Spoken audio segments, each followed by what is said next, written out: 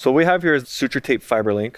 It's comprised of a SutureTape loop at one end that is transitioned into a more conventional stitch further down towards the free end. And this is what I'm going to be using for my instability repair.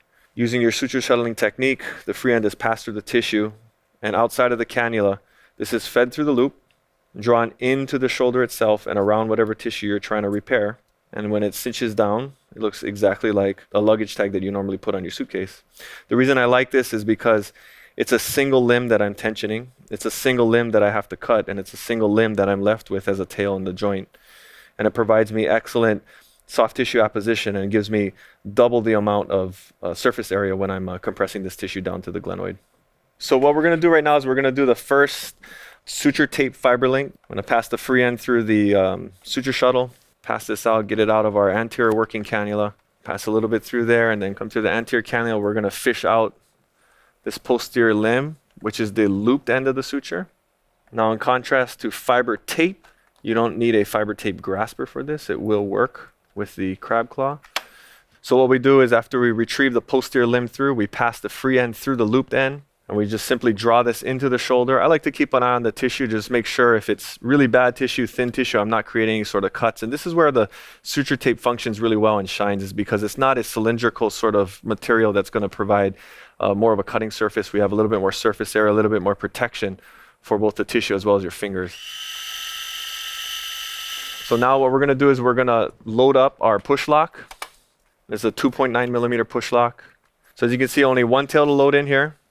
Slides really nicely. And when I drop this into the shoulder, I like to make sure that I'm facing the repair end toward the labrum and not this way, so I don't get a wraparound effect. And I'll allow the tension of the push lock going into the bone to tension the labrum itself.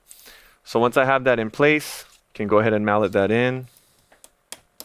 Try to keep an eye on where that BioComposite anchor is. And once that's there, we're going to pop the orange protector off of the driver, finish this off, drop it down. And again, as you can see on the outside, we're going to be loading this cutter up.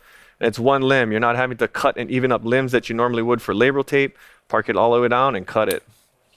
That's going to give us really nice tight repair. And as you can see, this is a really, really wide footprint for this suture. It gives us really good tissue apposition. Now, for comparative purposes, we're going to put a second push lock suture anchor here. And we're going to pass the 1.3 SutureTape FiberLink. You can see here, that's a pretty clear display of the difference in surface area compression. And so on our right, we have the 1.7, and on the left, we have the 1.3. And I think you probably increase your soft tissue coverage significantly just based upon visualization of this repair. This is the third and final anchor we're going to put in here. And this is, again, for comparative reasons, similar to the number 2 fiber wire FiberLink. And again, all of these links are great because they have that single limb. You're saving time on the back table by not having your assistant try to cut these equally. But if you can see that there, I mean, there's a huge difference in surface area. This is a good example of a low-profile knotless repair. This is something that Arthrex has championed over the years, and we've essentially eliminated the need for knots in the glenohumeral joint.